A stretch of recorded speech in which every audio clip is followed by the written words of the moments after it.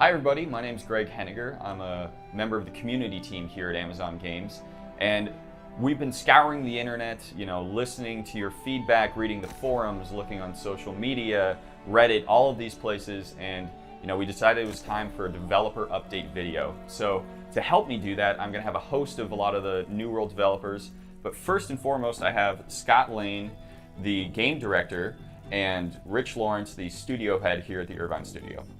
Hey, before we start, I just wanted to call out the players and say thank you.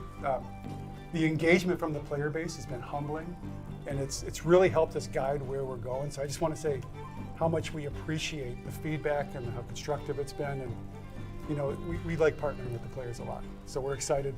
Today is in response to the players have been asking us, hey, we want to know more about where you're going. We want to go deep on some of these topics. So today is all about that. It's responding to that. Right. Yep. Yeah, and right at the top, something that a lot of players are talking about right now. They're very concerned about, and they would like a little bit more information. As we've been updating the game recently with our, game updates and patches, there seems to be an introduction of more new issues while we're trying to fix other game issues. Can you talk a little bit about how we're going to work to prevent some of that? Yeah, that has been a problem. We've introduced some new issues with some of the patches we've made. We've done 19 patches since release, which is kind of a blistering pace. What we've been trying to do is balance new features as much as we can in with our fixes. And what we've discovered is that we have a rate limit, we're going too fast, honestly. And so we're going to focus a lot on better testing, longer testing, making sure that we've got something fully ready for release. It's not like we weren't doing that before, but we've learned some things that were emergent that surprised us. And given that, we're going to change our process. We're going to focus on a few less features, but deeper in terms of how we express them. Make those features bigger and deliver them to players with less bugs. That's going to be the desired outcome. That's our focus, actually. Yeah, can I add on to that just a little? Yeah, of course. So with our weeklies, in general, you want to fix 8 to 10, maybe even 15 things a week, problems, and you want to make them really targeted. But when we were watching the game live, we saw problems that were bothering us, and it's like it just hurts in your stomach when you see players struggling with things. So we were trying to get 50, 60 things fixed a week, and that left us, not enough testing, and it was, like Rich said, we were trying to go too fast. We were trying to fix more than we could, and it created more problems than it's worth, and we're learning from that, and we're, changing our processes, improving every day. So, okay. Do you feel like the introduction of the PTR, the public test realm, is going to help in that direction too? Yeah, absolutely. One, it gives players a great way to see a feature before it's complete, right? And like have input on it. And we're looking at creating longer cycles for PTR, so there's more time to do that. Unfortunately, when those features start with a longer cycle, they're going to be really raw when they first come out. But I think players understand that. They get that it's very new at that point. That gives them more time to feedback on it, more time for us to ingest that feedback, like figure out what we can do with it, improve the feature based on it. And you'll see us using PTR continuously, basically going forward for all major new features. Last thing we want to do is surprise people with a new feature that's impactful to gameplay, and they haven't had a chance to give us their expertise and saying, this is good, this is bad, these are the aspects we like, these are the aspects we don't. Yeah, even further, like on the November release, we didn't really have a chance to respond to what the players told us were the problems. On the December release, you're going to see that we actually were able to respond to a significant number, and we're going to, like Rich said, we're going to add even more time for January and going forward. And so would you say that the best place to provide feedback if you're a player would be the forums or social, or we look at a lot of different places, but where's the best place to get feedback? It's the forums for sure. Okay. We look at Reddit, we look at the forums, we look at other places, we even watch in-game chat. But the team scours the forums daily, and we have internal communication networks that we use. And I would say I see 20 to 30 forum posts shared with specific team members there a day at a minimum, where we're raising awareness of things, getting them added to lists, and that helps drive our priorities. Yeah, and we touched on this a little bit earlier, but is the team prioritizing bug fixes and polish right now over new content, or? It's a little of both, but the number one driver of priority is what has the biggest impact on the player. So if we have a serious bug and a serious feature, the bug is probably going to take priority because that is going to impact more players. Sure. We have a pretty large team, so we have some features that we feel are really important that we're going to be talking about today. We want to keep people working on. Good to hear they have a large enough team. Not at the expense of a bad experience in live. So live is always it's always our number one driver right now. But new features are important too. So it's a balancing act, and we don't have a hard rule. Every bug is more important than every feature, or vice versa. It's really looking at it holistically and then drilling down to this versus this. That being said, I mean, the takeaway should be we are prioritizing bugs. We try to fix because we consider those larger impact to players.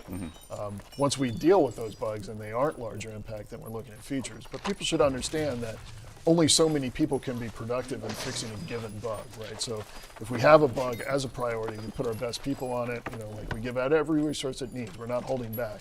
But many times there'll be people who otherwise wouldn't have anything to do, and they can work on features while others are working on bugs. Right. Okay. Yeah, that makes sense. Is there, speaking of things we're working on right now, server merges. Can you talk a little bit about server merges, how they work, how they're going to kind of look to players? Yeah, the idea with a server merge is, the primary pursuit of a server merge is important to note, which is to give a better play environment to players. We find we have all kinds of indicators, but the number one is just play satisfaction. Players like being on a server that has a wide and diverse audience playing it, right? So that's the objective with server mergers. What happens with a server merger is there's a host that you're going to, the server that we're moving to, and then one to any number of servers may merge into that server, and all of the players transfer.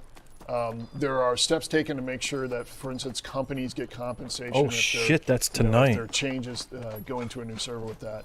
And then you land on the new map, which is the map from the existing host server. And a lot of times what's interesting is immediately a bunch of wars break out because everyone's like, let's resettle it, which is actually kind of cool.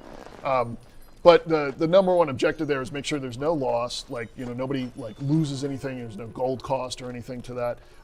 Obviously nothing on your character gets lost, nothing reverts, but you just have more people to play with. So more opportunities for PvP, more opportunities for PvE. You go into dungeons, you can easier find a group when there's one. That's 9 to 9:30. What we target with a merger is not to fill a server completely to capacity, but to make it a very healthy full day cycle. So even at its low ebb, it's easy to, for instance, find a dungeon group.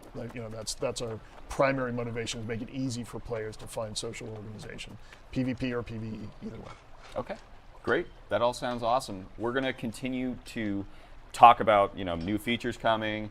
We're going to talk about mutators were one thing. We're talking about the roadmap. We're going to talk about vision for New World. So we have a full show coming up, so we hope you stick around.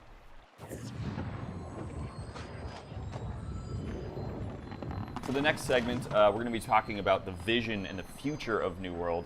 So we have some new people at the table. We have Dave Verifai, who is the creative director, and the art director, Charles Bradbury. So, Scott, I think this is kind of a big question, right? What is the vision for New World? What are we going to see in the future? So at the highest level, the vision is that we wanted to create a world where PvP and PvE players wouldn't just coexist, but they'd complement each other. So far, you can see things like our territory mechanics supporting that. Although we do have a little work to do there, we still want to figure out a way to give players a way to overthrow tyrants or absent leaders. But I think one of the big things we should touch on is that between PvP and PvE, we plan on supporting both. We don't have a favorite child in this one. We think both are hugely important to the longevity of New World. We still have a lot of story to tell about. There's a lot more things we want to talk about on Eternum, more threats, more villains coming through. We still have to close this chapter on the Isabella story. We have we want more dynamic things happening in the world. We love that the world, parts of the world feel different every time you come through it. I think that's awesome. We've heard the players loud and clear. They want more variety in AI. They want more variety in questing, more things to do. We're definitely going to lean into that hard. We have these intersecting game systems that live in the sandbox. We want to put more of that into play. We think that's really important. So, and like I said, we want to finish telling this story. There's so much more to uncover on Eternum that we think is important. And when we think about all this in the long term, it's going to be guided by the players. What are they asking for? What do they want? How are they reacting to new things? So a lot of this is I can't give you an exact order, but these are the direction we're pushing the game in over time. time. Right, and you're saying you wanted to kind of finish a story that's really the story of Isabella, and then tell new stories, or continue the mystery that is Eternum. Well, there's a lot of new stories we want to tell, you know, Yeah. and we're going to hint on some of those today. We're not going to get specific. We're not ready to talk about them, but there's a lot more interesting people on this world than just Isabella. Okay, cool. Yeah, we'll dive into that later with some of the other dev members.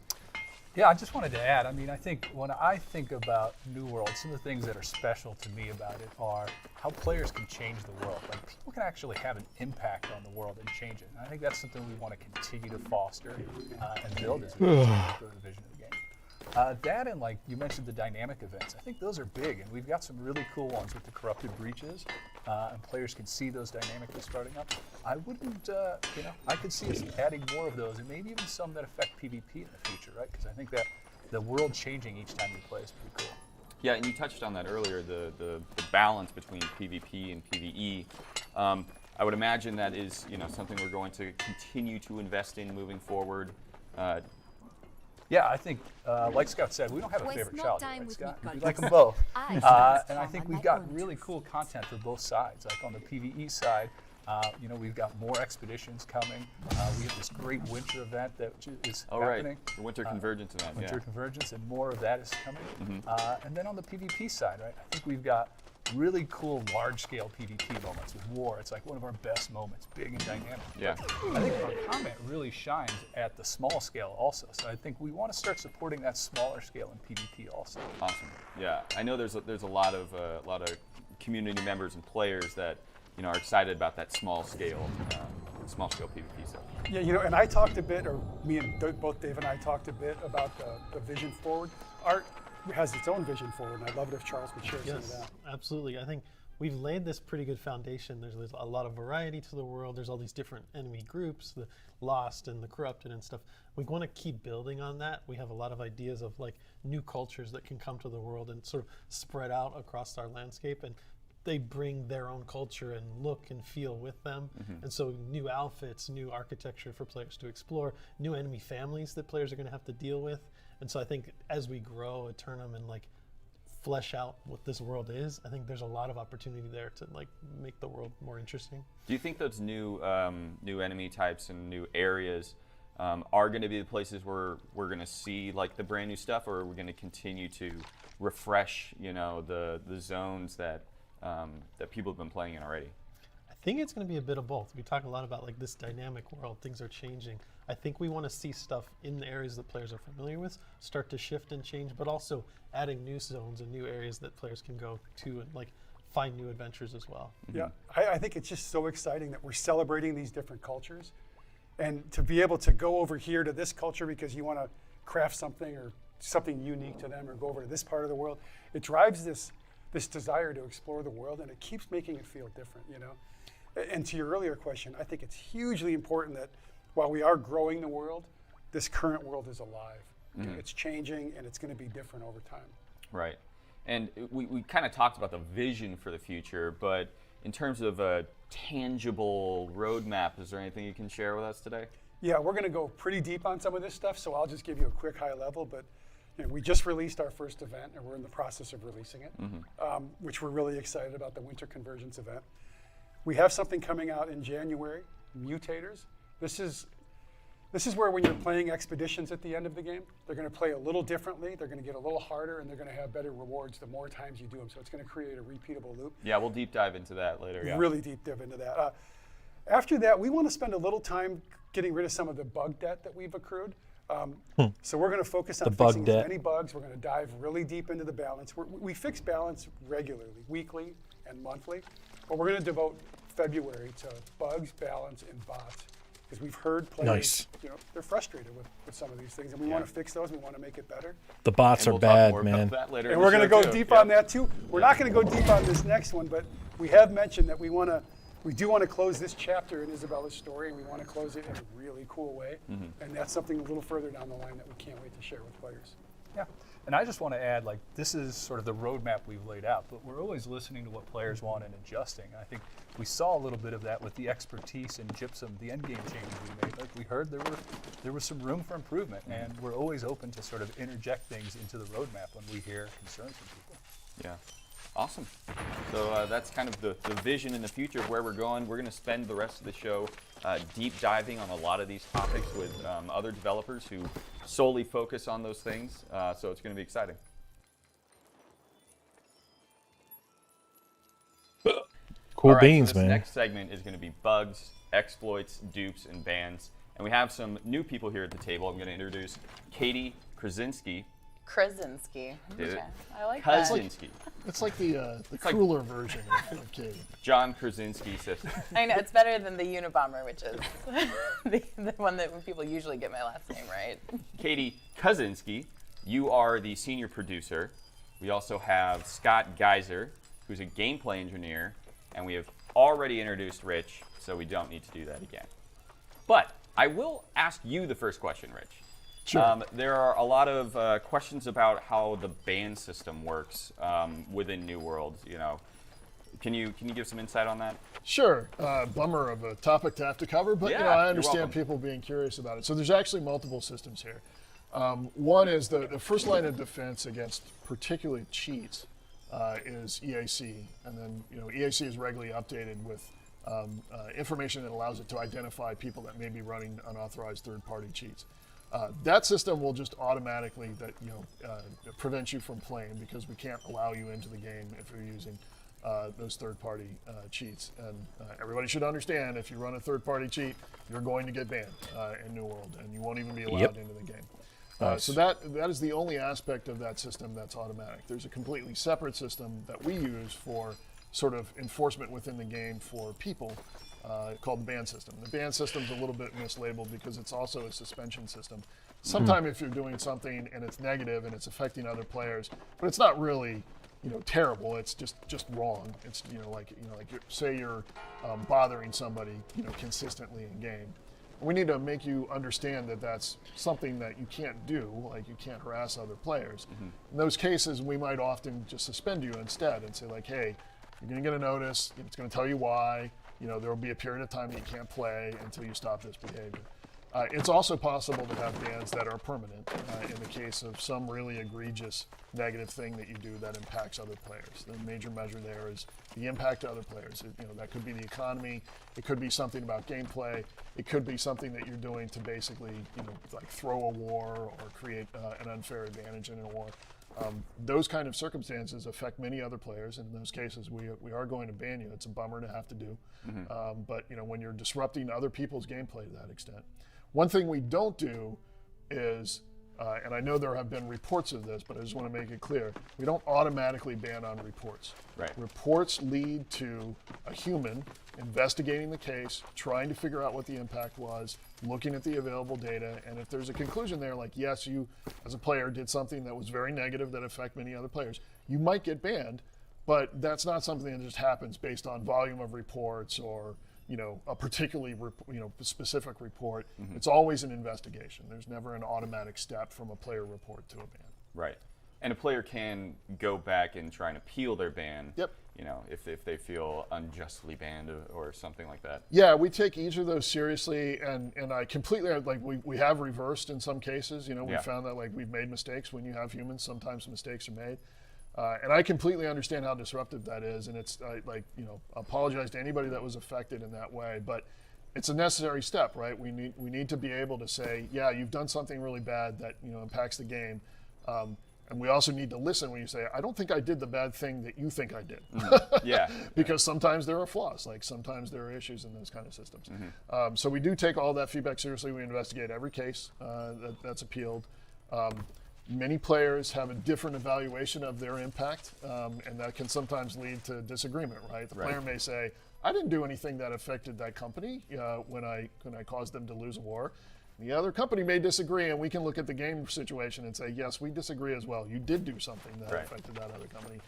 So there's not always going to be a perfect resolution there. Yeah. But we do investigate every appeal. Right.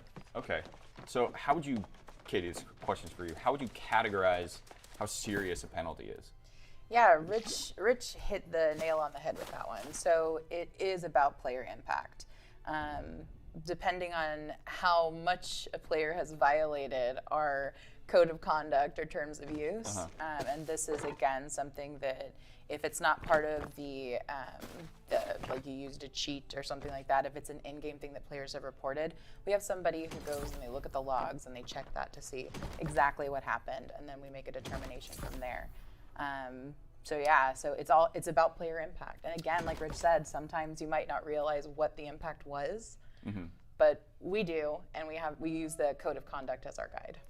Yeah, and we should emphasize that player impact can be sort of abstract. So say hypothetically, you had a way to log in the game and suddenly make yourself level 60. And you might, as a player, say, well, that didn't impact anybody else. Just the fact that I'm level 60 doesn't impact anybody else. Right. But it does, because it invalidates the accomplishments of people who work to get to their level 60 and earn their way there. So in that case, for instance, if that hypothetical were true, we would ban you if you had knowingly done that. If you had done that because you were deliberately trying to achieve the invalid result, we'd say, no, you've just invalidated everybody else that got to level 60, and therefore, like, you're banned. Right. If it happened to you by mistake, we'll correct the mistake and set you back to level 1. But luckily, there's no way to go from level 1 to 60, so it's completely hypothetical. But also, like you brought up, there are like temporary bans, suspensions, and then like permanent bans. So is there like a level of, like, if you're a repeat offender of the same thing, does that kind of increase? Yes, it does. So our customer support and moderation team, they're able to see the history of how often you've been reported, of the ban history or suspension history, and that is considered. So if you keep going back, even though we've slapped your hand and we've told you not to do this, if you keep going back and doing that, or you modify the behavior but you're still violating the code of conduct, then you're going to get a worse and worse penalty until eventually you're banned. Yeah. And so the next topic is bots. I know people have been talking about bots in our game, and Scott, this question's probably for you, which is like, if I report a bot in the game, how long does it take for that report to kind of be a meaningful, impact? So like Katie said, we keep track of all those reports. Like, we don't throw those away or anything, and they're always there to reference. What we want to be careful of is basing any like penalty action entirely on reports, because I know there have been rumors and things that players can just use reporting as a weapon against other players to ban the company leader of another company right before a war or something. We don't do that, and one of the reasons why it takes a little bit longer to get bots out of the world is because we don't just base it off of reports. We also have to take those reports and then analyze like telemetry and logs and other things to try and sort of like prove that there is botting behavior going on. And there are certain things we look for. There are indicators like thresholds of playtime or repeated activity, or things that like would be very unlikely for a player to do. But even then, it's not super trivial just from looking at that information that someone is a bot or isn't. And so, our goal is not to ban players just that are getting reported, or players that have a certain play style. There are definitely players that just run around gathering things all the time. And it would be, horrible to ban them. Like when we were looking at gather bots, and we accidentally got some folks in companies that their whole job for their company was gathering and crafting, and because they're so good at what they do, the honest discussion at the table was like, well, no human would ever be able to hit that, right? No human would do this. And then later we're like, yep, actually, there's a few humans that can do that. So that's one of those instances where we thought we were making the right call, and then we heard the reports, we heard the players, and we made adjustments based on that so that we could correctly identify the bots instead of just the really great gatherers. Yeah. And just to cap that discussion off, I mean, there are bots still, that like all MMOs, we have bots still in the world. We're never stopping going after those. So some people might ask, well, why is this bot, like I've reported it, it's still there. It's because we haven't gotten definitive with being able to identify that bot, but in the meantime, we've banned thousands of others, and we will eventually get to that and eliminate all of the ones that exist now, and then a new wave will come in, and we'll never stop working on that. Yeah. The player experience seems to be paramount when it comes to prioritizing what we work on. So how do you prioritize bugs that come in, or exploits, that type of thing? So on my team, what we do is first, when we have a report from players or even from our own QA, we have QA verify it. and we create a ticket for it that then goes out to each gameplay team or server team or engine team or the appropriate team for that issue. And then each sub-team sort of triages it themselves in terms of priority. And a lot of the times we use player impact as, why is it important to fix right now? There's only so much time in the day, there's only so many people on the team, and we have a lot of different competing priorities. So we try and make sure, like exploits and things of that nature are like the highest priority. Maybe like a misspelling or something would be a lower priority. But even in those cases, different people work on different things. So, we could, designers can fix typos or data issues. Engineers are working on, more systemic fixes to things. And it's just a matter of bandwidth and impact to customer, like what we can get the best ROI on. There's also a component of time. Sometimes little bugs, if they go too long, like we might say like, oh, it's not a very priority, it's just a little, it's a problem in display, for instance, on a weapon, and it's got the wrong value on it. We might say, well, that's, it's not as big a priority as the other bugs we're working on right now, but after it's been on the pile for a while, it actually kind of gets elevated, and so we take deliberate schedule time to deal with the more minor bugs that normally wouldn't be addressed in a priority scheme, because we know having them there persistently is really annoying. Yeah. Not to get too into the weeds there, but no, please do. If people Into are the interested, if people are interested in this topic. So we also have in-game reporting, which is where we determine the impact. So how many players have reported. When you go to game and submit feedback and you tell us that there's an issue, we use that to determine priority, see like what the impact is there. We also use forums. Don't tell anybody, but we use Reddit. So we listen to players to see what is impacting them, because we might think, oh, the number of reports is the impact, and so we might use that. But as we've grown since launch, we've realized that it's not just the number of reports that we get, but it's the context of the report. So something might be happening to only 100 of our players, but for them it's game breaking. That's going to make the top of our list. That's going to go all the way to the top. And I know that some things have taken a while for us to address, like the folks who can't transfer servers because of a pending or stuck contract. That's something that we are looking at every day. I'm in a meeting where we discuss our top issues, and it is always the first thing that we discuss is where are we at with that. And it's not a simple problem to solve. And so that goes back to what Rich is talking about, where there's also this component of not just impact, but time, and then also what's necessary. So because of the impact plus the amount of time it's taken, that's why it's made it to the top of our list, even though the number of players that are impacted is fairly small compared to the rest of our population. So. Okay, awesome. And so, I mean, it can be kind of a dicey thing to find an exploit, right? And you want to report it to us, but you don't want to tell everybody what the exploit is, because then it might, Please don't. alter the ecosystem. Yeah. What is the best way for somebody to report an exploit to us? Yeah. So the best way for reporting is right now we have forums and we have in-game feedback. But if it's something that's like really bad, or it's something where you suspect that someone's using an exploit or like a dupe or something like that, you can always message us on the forums. So anybody who has a dev or a community manager tag, you can message them directly. Don't post it everywhere. And if there's another bug that you want us to fix and you post this live and everybody uses it, well, we're not going to be focusing on that bug anymore, and we're going to be all hands on deck to fix that.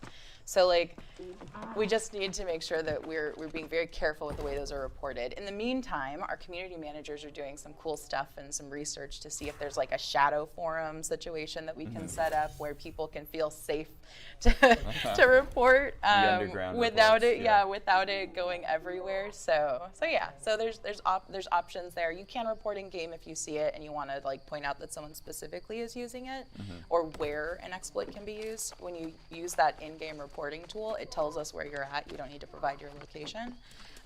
So if you use that, you will also see that. It's just that if it needs to be done fast, the forums are the best. I'm in the forums. Oh my God, shut up, dude. And we keep an eye on those, like Katie said, and even if it's just a message on the forum, like we take that seriously and we will prioritize it. If, Yes. if there's a report of a dupe or economy breaking bug or something like that, that will get to the top of the list. Right. And we don't need to make a YouTube video about it, because when that happens, okay. then suddenly everyone's doing it, or not everyone. Even in those cases, we found that it's actually a very small percentage of the population, but the impact on everyone becomes huge. And then we have to think about, rollbacks if that's possible, or, we had to disable the economy when issues like that were discovered. So it's a really big negative if an exploit like that gets widely distributed. Yeah, let's not shut down wealth transfers again. Yeah, we have less fun than you do, actually. Just to emphasize, so the in-game reporting actually gives us a ton of context. So if you have an opportunity using the in-game reporting for exploits, it tells us where you are, it tells us what's going on in the world, so it's a good tool. The other thing that I want to mention is if you're reporting an exploit and you're not trying to be clever and reporting it after you've used it 100 times, there are no repercussions to, like, I did this once and it happened to me, that seems really odd, and reporting it. We don't, we don't ban people, we actually congratulate and thank them for doing that, because that's really valuable information for us. We have had some people, it's like, I want to report the thing that I just did 20 times that occurred. And now that I've made absolutely sure for the 50th time. Just to be clear, that does not make it okay. So the first time, great. Maybe you didn't notice the second time. Okay. Past that, don't try to play that game. And exploits also are a great thing to play with on the PTR, because the PTR doesn't impact the rest of the game from an economy standpoint. And so we actually encourage people, like, if you think something might be an exploit, go and test it on the PTR and then report it to us that way, because no harm, no foul. If you're on the PTR, you're not really breaking any live server economy, so it's fine. Still though, if you notice an exploit on the PTR and you're checking it there, still use the hidden pathways, like message us directly, because if it is something that's happening in the live game, we don't want to broadcast that. We don't want to have to take the trade post down. It can have domino effects. Yeah, exactly. All right. Well, awesome. Thanks for your time. We have a lot more coming up to talk about New World, so stick around.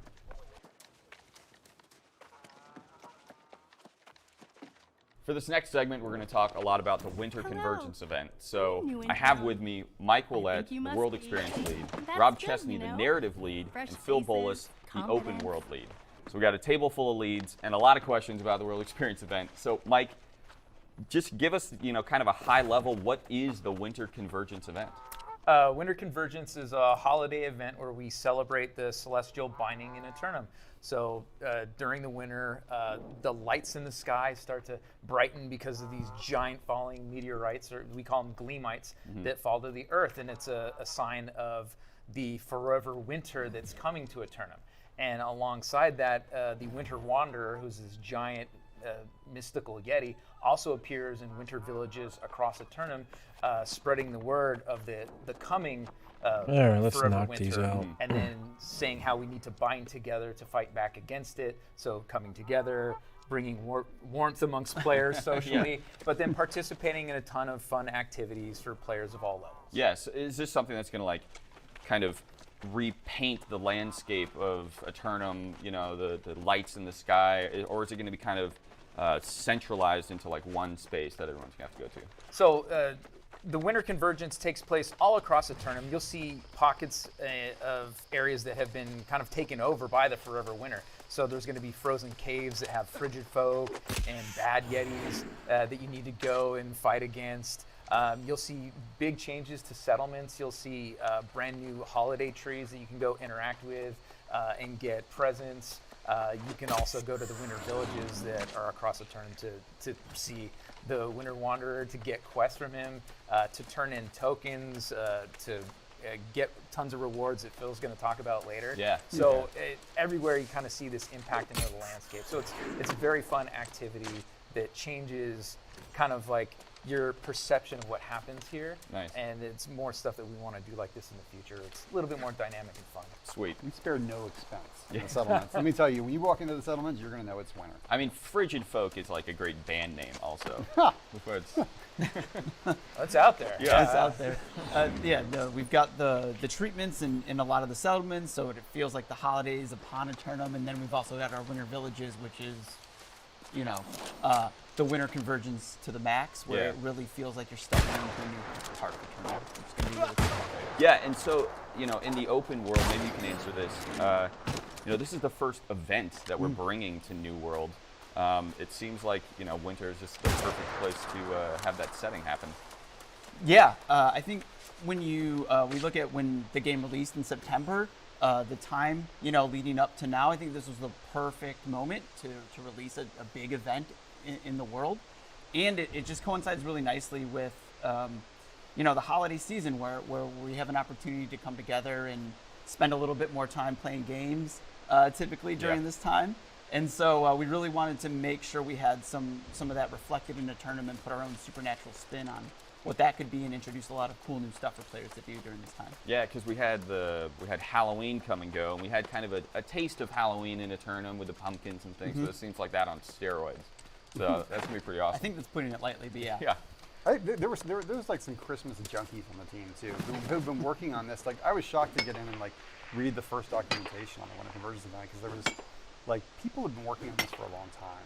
Nice. Like some of the earliest plans were years ago.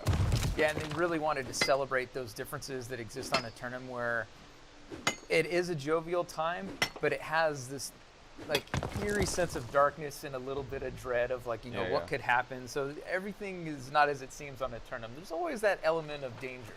As the narrative lead, can you give us like kind of some background in like the lore of the Winter Convergence event, or kind of how it came to be? Yeah, and I think Mike just mentioned that this idea that a tournament is a pretty spooky, dark place. There's the corrupted and the lost, and there's just threats at every turn. And so from the beginning, we definitely knew we wanted the Winter Convergence event to be something, happy and joyful, but yet it needs to be inside the spirit of what a tournament is and what New World is. It's also really important for us in New World that we're looking at cultures from across the world. We're not just trying to look at one culture. So we looked at what's consistent in all the different winter festivals across the world, and of course the solstice is a big thing. And so that was kind of the start of it. This talk about the convergence and the dualism and the two things coming together. And then we pulled elements from a lot of different places. The Yeti, of course, comes from Jesus are hidden. We have some very familiar Christmas elements to some people, and our Winter Village is kind of a little bit like a Christmas market, I would say. They at least have that vibe, very European. Very European, yeah. Yeah, and so we took all those elements, and in terms of like Okay, I think that's the done. backstory inside, what the Winter Wanderer is about is this idea that, every year there's this threat of winter coming, and it's possible that the forever winter would come. It's like a winter that would last a really long time, if not forever. And the Winter Wanderer is a figure that shows up that rallies people to bring happiness and joy and cheer and giving and generosity and community spirit to help ward off this threat that can come. There's also this sort of there's a backstory to the character of the Winter Wanderer that we're only hinting at right now. So there's kind of more to come to be revealed about him and how he became who he is and his relationship to the other Yetis, because of course there's a history there. Right, so we'll probably see more in the future of some new events and ways they're all tying in together. So I'm sure you think about that constantly as the narrative lead. Well, yeah, and I think too, the winter event, I imagine over the years will evolve it. We're going to be adding certainly new features to it and stuff like that, and so the story will evolve a little bit as well. So you'll see, more of the story, but activities will increase. Like right now, a lot of the stuff you do is finding lost presents, crafting things for your territory. It could be like toys and gifts to level up the tree at the center of your town, which will then give you even better presents and rewards. So the more activities that you do, the more that builds up that rep. Then you also have an opportunity to go into the shop and get even better rewards. Nice. Great segue, because I have a question for you, Phil. Yeah. Can you tell us about the rewards? Like, what can players expect when they jump in and engage with all this Winter Convergence event stuff? For sure. There's a lot to discuss here, I think. We've really chalked this event full of unique and exclusive rewards. So throughout the duration of the event, by doing the activities around the event, players can earn tokens, and they can use those special event tokens in our winter shop. And in the shop, they'll be able to get exclusive furnishings and decorations for their house, including animal ice sculptures, which are really neat. Yeah, That's cool. And we've got exclusive new sets of armor, as well as new sets of weapon. They have like a really nice, awesome-looking Frozen theme, and at the top end, we're also giving players a skin that is inspired by what the Winter Wanderer is wearing. So it's this nice like fur flowing cloak that you can get. It's really cool. As well as a house pet, which is a toy rabbit, and an emote, an exclusive emote themed to the event itself. Like a frigid, your cold emote. Yeah. And then on top of that, you can also get patterns. And patterns is a new item that we're introducing too in our December release, where players can use that. And a pattern is a crafting recipe, a one-time use crafting recipe that will emulate the exact appearance of an item, but allows the crafter to craft that at whatever level they're capable of, and add and control their perks with the perk mods, and really control the recipe, and build their own types of unique armor sets with this specific visual. So those will be available in the Winter Shop, as well as very rare drops from interacting with the Tree of Light. Oh, okay, that's and cool. so depending on the crafting prowess, you'll be able to craft super high gear score versions of the armor and the weapons that you can earn in the shop too. So for the crafters out there, you're going to want to make sure you got your crafting gear and your trophies all ready to rock for this event. Nice. It's going to pay off. Yeah, that's awesome. And it's safe to assume that like the things that are happening and the things you get in during the event, they're obviously going to carry over once the event ends. Correct. Yep, everything will carry over. You know, the window to earn it is only through the event, but everything you earn, it's going to stick around and return them for forever. What would it be if you couldn't keep your Christmas? Right? Yeah, take them away at the end of Christmas. It would be forever winter. Forever No, winter. that's right. Terrible. That's exactly it. Young Greg, when he gets his Christmas present, there is a 50% chance that it's broken by the end of Christmas Day. So I would usually lose about half of my Christmas presents. Drop them on the floor. Yeah. That's why you buy digital presents that way. Oh, boy. So Greg, Yeah. one more addition actually, because there's even more to talk about with the rewards. Yeah. We're also introducing ways that players can increase their expertise in December, and through the event, they do that through crafting gypsum casts and earning different colors of a new material we've introduced called gypsum. And we have a special event gypsum. So by interacting with the Tree of Light every day, level 60 players can earn diamond gypsum. And that gypsum, if you interact with 3 trees, is enough to earn a gypsum orb and craft an item that'll be a guaranteed increase to an expertise of your choosing. So there's a lot to just dig in here. Also, sorry, one other thing. Yeah. Go And for wait, it. there's And one wait, more. there's more. In the very bottom of the stocking. Right in the very, very bottom of the stocking, when you for all players, when you interact with the Tree of Light in the settlements, you'll get a special lockbox the first 3 times that you interact with it per day, and that lockbox will have a coin reward and some silver, so that it'll be a really good way for players to earn a little extra money, this in-game currency, for Yeah, this that's season. awesome. I mean, it sounds like the Winter Convergence event just like is like chock full of, new lore and creatures and visuals and things that everybody can jump into. So I'm really excited about it. I know a lot of the players out there are excited to jump in. So thanks for joining us, guys, and giving us a look into the Winter Convergence event. You bet. Yeah, no, thanks. All right.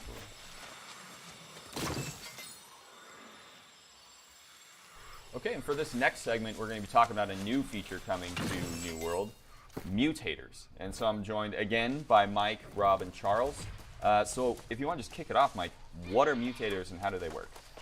So mutators are augments to AI, elite AI, and named AI in expeditions. Yeah. NAI. So they're augments to the AI, and they're on a weekly schedule and cadence, and they go through different rotations, and they're presented as challenges to the player, and they're a great way to test out your gear, your power level, and to increase your power level. So every week you take on a new expedition with a new set of mutations and challenges. So you'll go sign up at the board, you go up with your group, you enter. You'll see the challenges before you actually enter.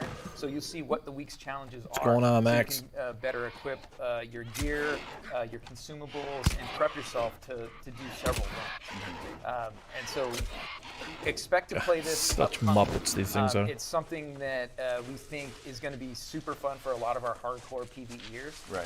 Because every single type of mutation presents a 5 new more to unique go. challenge. So as you're going through it, you might get shocked where certain enemies just start exploding, or they start leaving like areas of effect that you need to now navigate around, and you might be presented with different curses or different things that impact your core abilities that you weren't ready for. Get in the So corner. it adds a unique twist to the formula and makes things really challenging and rewarding when you can complete them.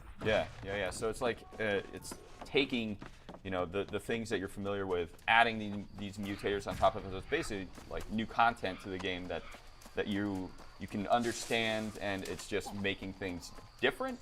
Is that?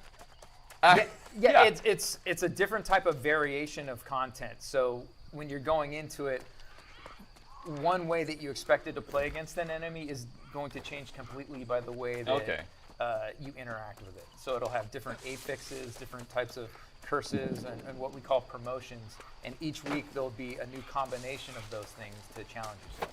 Okay. Yeah, and each of our expeditions has a different enemy family in it, right? You got the corrupted in one, you got the angry earth in another one, and then when you get into the mutators, they're going to behave, and they're going to have bonuses that are different than what they normally have. So it's going to really change up the whole combat dynamic of each expedition. I think that's accurate. So it's primarily about expeditions, but what about like invasions and outpost threats? Are mutators gonna like make their way into shaking things up in life? So Yo, that's look how something that we're quick this currently dude goes exploring. through the water. And so when we run the PTR that's upcoming in January, He comes we through run that mutations, water we're like gonna he's get a lot ice of great skating. feedback from that, and we're going to see how that applies to going through shit. the larger scale. Okay. And so are there rewards? Are there like different rewards that come from something that has a mutator on it or mutations? Yes, absolutely. Each of the dungeons, each of the expeditions, there's a whole new unique. It sounds like there's a set of fishing rewards for hotspot every right single here. expedition that goes with mutators, and some sort of like rotating rewards as well, depending on what the mutations are. So we really wanted these like challenges for players to like feel really rewarding, not just in the content itself, but in the visuals that you get from that. So there's a bunch of new unique sets with really cool visuals that I'm super excited for players to see. That'll just like feel like when you've accomplished these different challenges, you can show that off in town and be able to like really demonstrate your sort of accomplishment over these things. Do you have one that's like your favorite? Oh man. Again, it's like picking your favorite child, yeah, I know. right? That's tough. I think what's most exciting for me is we've been able to take a lot of the core visual styles from each of these families, the corrupted or the lost, etc., and like really amp them up to a new level for these outfits, for rewards for players. So like there's a lot of really cool unique looks that'll feel different than the stuff that's in the game now, and lets us artistically express kind of where we think the game could go visually. So I'm pretty excited about that. I think tying into those rewards, it should be said like there's 10 difficulty levels like each time that you run one of these expedition mutations, like for the week. So what you're trying to do is climb up that ladder, and it's going to challenge like your gear and your level. And so every time you pass a certain score threshold, you unlock the next mutation. And so it starts increasing in difficulty every single time that you jump up. So sometimes you're going to be able to punch above your weight, and other times it's going to become very difficult, and it's going to take a lot more coordination and planning to start to get up towards that level 10 mark. And so we expect players to coordinate well, get their gear in line, and every single time that you run it, you're going to get rewards, but you're trying to keep climbing the ladder because the reward pool gets bigger and it gets better, and it becomes a guaranteed way to increase your power level. Got it. Is it true that do some of the drops and some of the mutators, aren't they like Oh, more I wasn't even effective aimed the right than other way. ones? Like, do they help you? I'm over here, bud. Absolutely. It just depends on what the combination is, because there's going to be some things where you're going to need more fire resistance, or you're going to need to do more ice damage. And so, depending on what week it is and what expedition you're running, you're going to have to, adjust to that. And so, yeah, some of those will feed into those other activities, which could be useful in other activities that you do, whether it's in PvP or Outpost Rush or any of the other game modes. Because you're like, oh, this person is wearing this type of gear. I'm going to challenge that by, equipping stuff that's like maybe more heavy and elemental or void damage. Okay, I think I grok mutators now. But you mentioned keys. Is there like kind of grind to get these keys? So unlike our vanilla expeditions, the keys here are universal. So once you have a mutation key, you can use it. Ow. And because we want players to run these more frequently, they're going to be more freely available. And so Get 'em during both. the PCR, we're Get 'em going to figure both. out, hey, what is like the right amount? You stop hitting me if you don't mind. Time and where we think players are going to be like climbing the ladder. So we'll make adjustments in tune based off of that. But our goal is to have this is repeatable like every day. Yeah. Awesome. Multiple times every day. Yeah, and so you were just touching on like when we might see this. January. Yeah, you'll see it on PTR in January, and then it's coming up soon, the release. It kind of depends on Nice. a lot of factors. Yeah, and I mean, obviously jumping into the PTR for everybody out there is like intrinsically valuable for us, right? So jump into the PTR, give us feedback on all of these new features, things you discover. But yeah, We need to say it's public test realm. yeah, PTR, the Public test realm. yes. And what was AI again? Artificial intelligence. Got it. But see, I think that's confusing to people too, because like some people, I think the game. It shouldn't be. Any gamer's gonna know that. NPCs. Yes. We have our whole NPCs. host. It's an Friendly. object that's been scripted to do things. Yes. to hurt you. Yes, based on what you do. Yeah. See, I think of NPCs as being good guys. Like that comes from a quest and a narrative guy. So. Yeah. That's because you tell the NPC what to say. Right. I mean, yeah, but they're nice. Like bad That's AI. because you're a nice person. They're not. Well, There it is. I think that too. So. Yeah. right. Anyway, Boink. play in the PTR. It's going to be Boink. fantastic. We're going to have the rotations accelerated so you can participate in more and see how high up the ladder you can climb. Yeah. Right on. Thanks, guys. Yeah, it's gonna be my Everyone's first really excited about the mutators and how they're going to change up the game. my first jump into PvP with the invasion defense. All right, so for this next segment, we are going to be talking about kind of our February release, how we're focusing on balancing the game a little bit more. We are joined by Dave Hall, who is the player experience lead. So, Dave, kind of at a high level, how do you determine whether a weapon might be overpowered? Yeah, that's a good question. We have a lot of tools that we use on this. We look at the forums. We obviously have our internal play test. We have expert players. We also look at how the wars, how close the customers are going. What weapons Yeah, are go using. ahead. You keep swinging, bud. 40 Can't episodes hurt of me, people bro. are using an ice Tater gauntlet. chip. There's probably a reason they're trying to use Right. the ice gauntlet. Right. So we need to kind of look into that and what is being done to, what are they doing to All right. cause this OP-ness, as we like to say. Opiness. And so I think it goes into a Dopiness. lot of different things, and in the end, it comes down to, for me, is this experience that's happening to the other players feel bad, right? Like, is what this ice gauntlet doing to the other team something they can't counteract? Is it something they don't like to play against? Is it making the game experience worse? And do they feel bad that they're not using that weapon? And do they want to switch now to go to that weapon? And those are things that really start to hone us in on, like, hey, this I mean, might be something. I'm happy with my musket and my And sword on the shield. reverse side, right, we're talking So- about overpowered weapons. There's players who are talking about the fire staff and maybe the ice gauntlet being underpowered. Do you agree, or? That's why I don't think use they're them. in a really close place. That's why there it's was not moving. some I'm pretty too far this way. significant, changes to them recently, and I know those weren't super well received, but they're a lot closer to the other weapons than they used to be. We are looking at a few things in the very near future that are going to amp them up just a little more. In particular for the fire staff, we're looking at the fire mage side of the tree to do some little bit buffs in there. And the ice gauntlet, we're making sure to add a little more CC in because think we accidentally nerfed a little too far in their CC abilities. Right. Now, when we're going to use the PTR for a lot of this, right? Like, hopefully these things will be discovered on internal playtests, through the QA team and what have you. But when something a big change goes to the PTR, we'll do Give me a that player bacon. feedback. about overpowered or underpowered weapons. Big How do you take that feedback and ingest it, to make changes? Yeah, we have to do it very quickly, first of all, and so we take a lot of the feedback, and we actually sit in all-day meetings, all the combat designers, and we just sit around and we talk about everything in there, and we rise everything up to the top that we think is the highest priority. We look at the feasibility of the change. How long do we think it will take? Is it an easy change? Is it just a data change, or is it a complete rework of the ability? Those obviously will affect how we're going to approach the issue that people are seeing. Mm-hmm. So this could be for you, Scott. Not for me. When you decide to implement like a new perk instead of balancing, or it could be for anybody, when you implement a new perk instead of balancing the old ones, is there a science or a method to that? I think part of it is just our team capacity and who's working on different high priority things. If there's a lot of high priority bugs, then we might have more or less engineering support on a particular thing, and might be more designers able to address things. So part of it comes down to who's able to do the work in sort of the time frame we need. In some cases, it means that we already have the tech and we can make new changes or even adjust existing things depending on a case-by-case basis.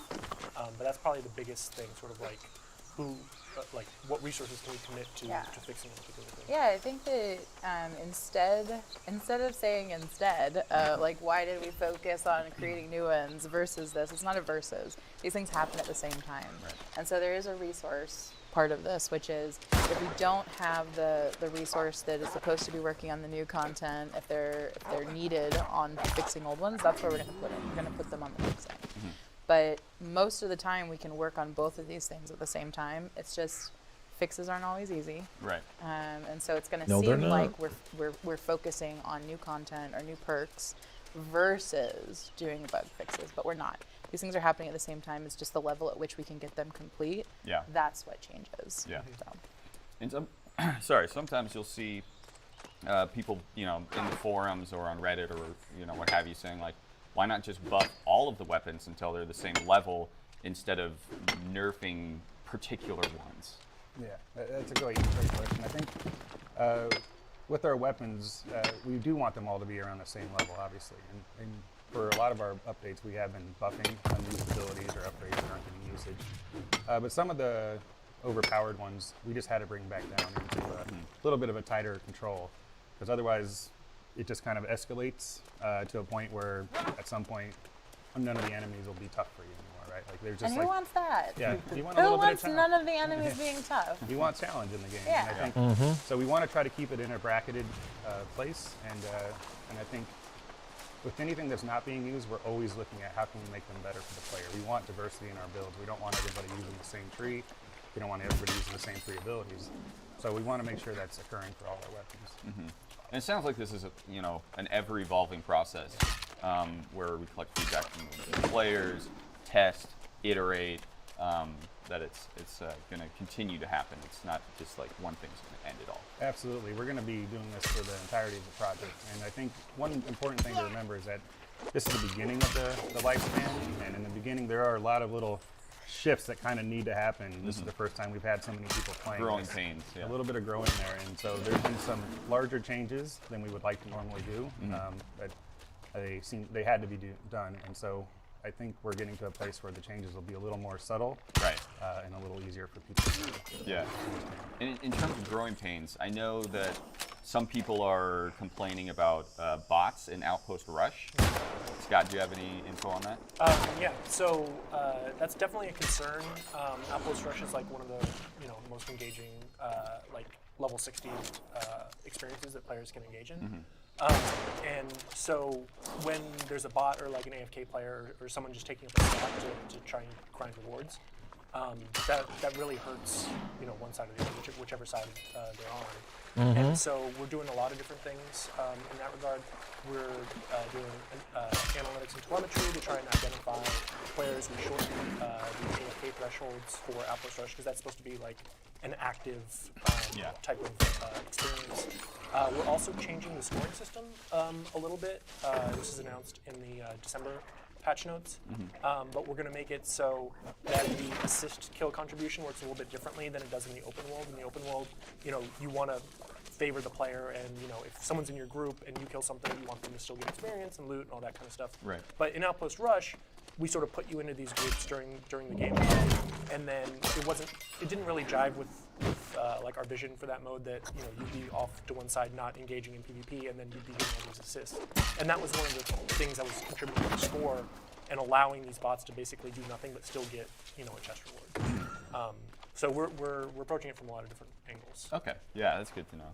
Speaking of patches, Katie, I know this is something that comes up a lot in the community when they feel like there's something that has been left out of the patch notes, that it might have been done intentionally. Can you talk a little bit about how the team puts together patch notes? Yeah, sure. So first of all, gonna throw ourselves under the bus a little bit, that we never intentionally miss items from the patch notes, but there's a lot of changes, and the difference between what we did in alpha and beta and what we're doing now is we're providing more structure, and we're really focusing on how to get the best out of our patch notes and ensure that we haven't missed anything. But Pass through the it's been a Soulward really seal and tough investigate the top process, of Argus Tower. because, for instance, when we Must do a be up monthly here. release, that first set of changes that we start looking at, there's tens of thousands of them. Right. And sometimes it's difficult to keep track of those. So we're constantly looking for ways to do better with that. But I just want to make it very clear that there's not an instance that we are like, let's just leave that off. Let's not tell the players about this one. That doesn't help us. We want to tell players like what has changed, what's new in the build, what's different, because we want you to go in and give us feedback. That's a critical piece of our development cycle, is getting player feedback. And if there's something that we want to call your attention to, we're going to do it. And unfortunately, we've had some misses in the past for sure. And all the changes that go into our game, like there's a variety of them, like art changes, there's tweaks of different numbers and variables. Then there's like more systemic like code changes and changes to systems. And so even for one particular player-facing change, like to modify fast travel or something, there might be 6 different check-ins that all change one thing, or there might be like one change that actually modifies like 12 things that the player will see. So translating like the changes that the team members are making into like a bullet point list of like, this is what the player will see can be challenging. And then also, the way we sometimes rely on like maybe engineers or other people that are very focused on their work, and like, I'm changing this number from X to Y, but You don't understand the player. yeah. There's a lot of players, and then I'm like alter the rules of every single test in the game, right? Right. So yeah, there's a lot of work. that we can do to Yeah, improve it's that not. workflow. It may seem like it's a simple thing, but it is very complex. And my dad always said that complex problems have simple, easy to understand, wrong solutions. And that's where we have definitively landed with the patch notes. But it is something that we're working on and we're trying to do better. We want to make ourselves like the gold standard of this. And we're falling short of that at this time. So it's a priority for my team in particular. Awesome. Yeah, it sounds like, right now, January, February is really all about fixing process, the balancing of things in the game, the continued polish, bug fixes, things like that. So it sounds like we have a lot of really maybe not crazy flashy things happening right now, but like under the hood, really important things. I love how it just reset. Yeah. All right. Well, thanks for joining us on this segment, and we will have more coming up next.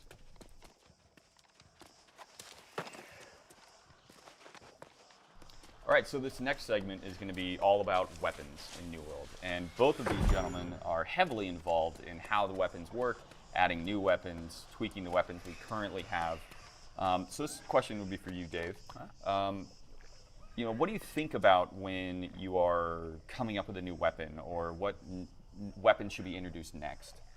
There's a couple things. I guess we're gonna go that way. We always want to introduce weapons that bring new Can we get down over there? No. Right? Like, so something that really changes up the Okay, so gameplay. here goes the awesome like fall with the damage. Gauntlet, our most recently introduced weapon.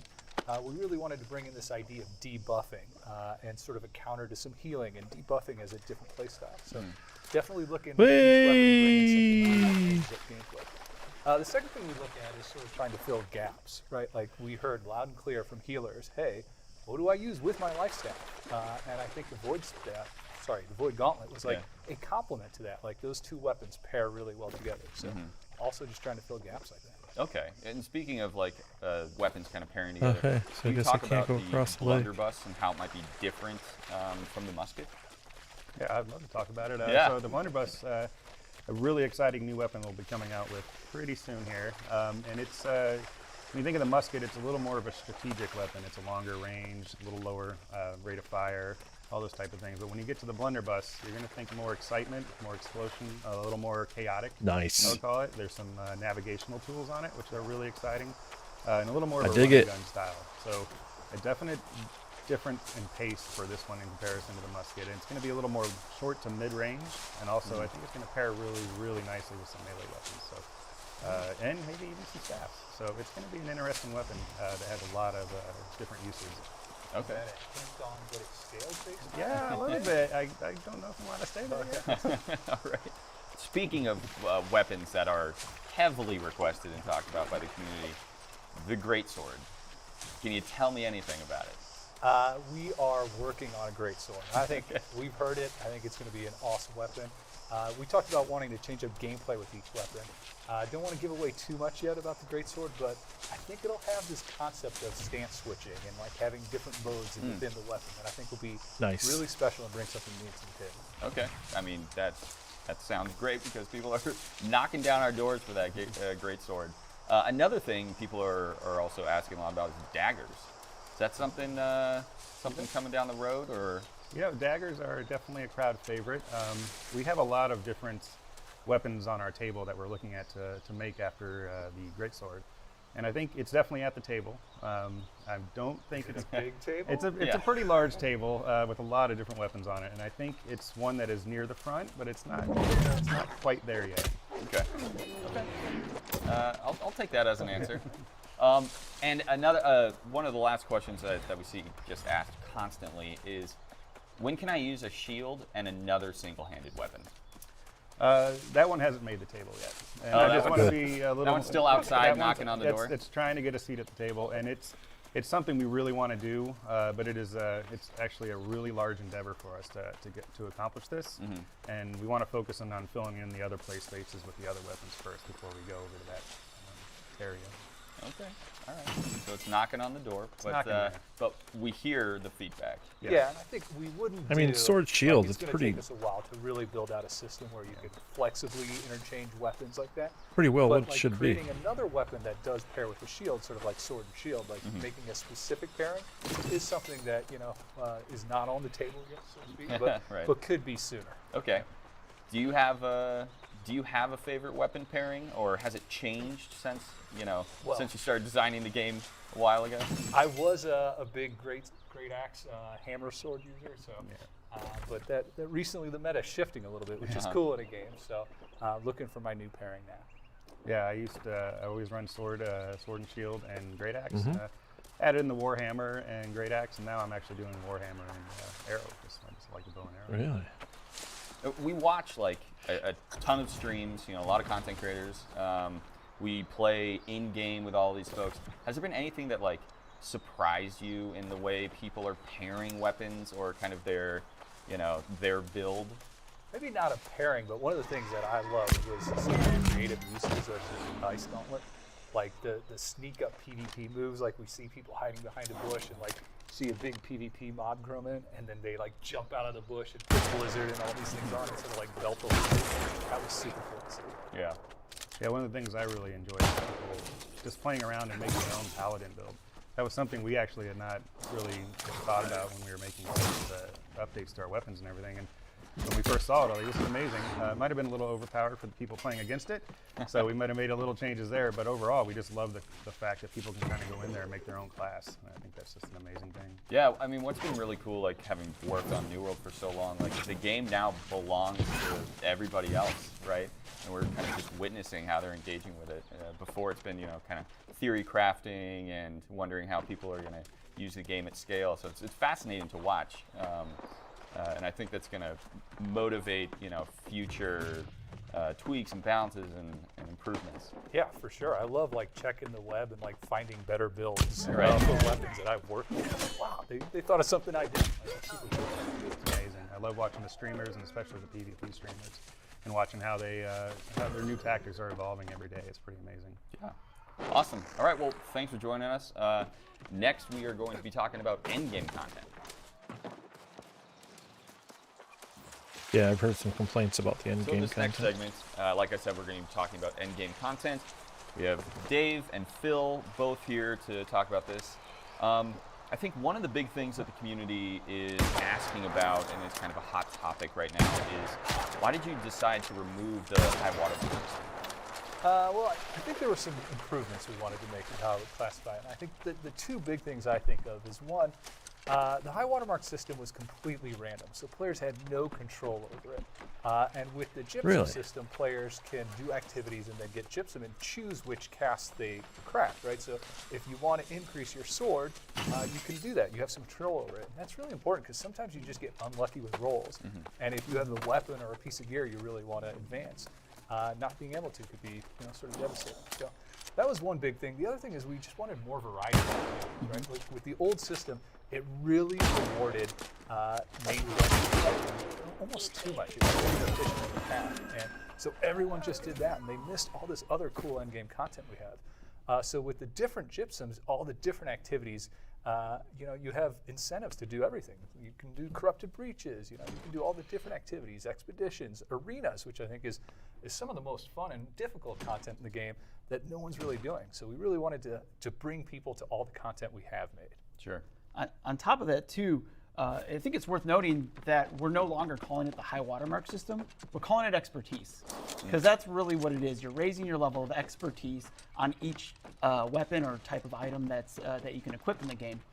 And another big thing, too, that we've done to help give it a lot more structure, and one of the, I think the big misses that we had when we initially rolled it out is it's invisible to players. So now, when you go into your paper doc, you can see, you know, what is your level of expertise per every item that you have equipped.